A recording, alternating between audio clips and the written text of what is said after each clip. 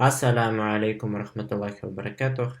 Не могу не высказаться по поводу последних событий, связанных с крестами в Башкортостане. Недавно башкирские активисты снесли крест возле Павловского водохранилища в Карадельском районе, что, кстати, пытались приписать Фаилю Алсенову, который попал под репрессию Хабирова из-за протестов против добычи золота. Вскоре этот незаконно установленный крест восстановили, хотя многие жители этого района, башкиры и татары, против этого. Россия уже давно начала колонизаторскую акцию заполонения крестами земель башкир, особенно в исторических, культурных и туристических местах. И складывается такое впечатление, что православные жили тут всегда. Особенно кресты стараются устанавливать при въездах в города, чтобы каждый мог увидеть.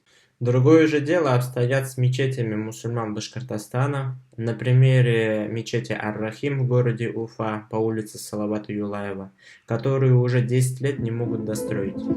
Один из самых знаменитых уфимских долгостроев – мечеть Ар-Рахим. Во-первых, ислам разрешает жить христианам на территории мусульман и исповедовать свою религию.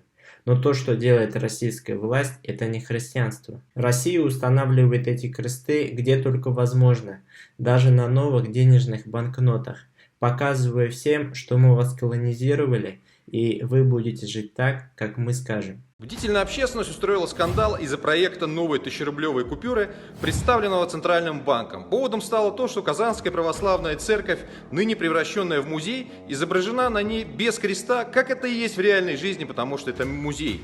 А стоящая по соседству башня Сюмбике, как это и есть в реальной жизни, изображена с полумесяцем. Однако вместо отображения реалий Эльвиру Набиуллину заподозрили в скрытом исламизме и заставили заявить об отзыве проекта этой купюры.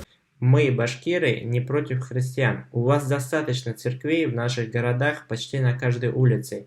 Мы против российской колонизации. Мы прекрасно помним, как царская Россия насильно крестила татар. И ваши действия лишь показывают, как Россия продолжает свою политику, пытаясь навязать российское христианство башкирам, которые испокон веков являются мусульманами. Вскоре, когда путинская власть рухнет, все незаконно установленные кресты на нашей земле будут снесены.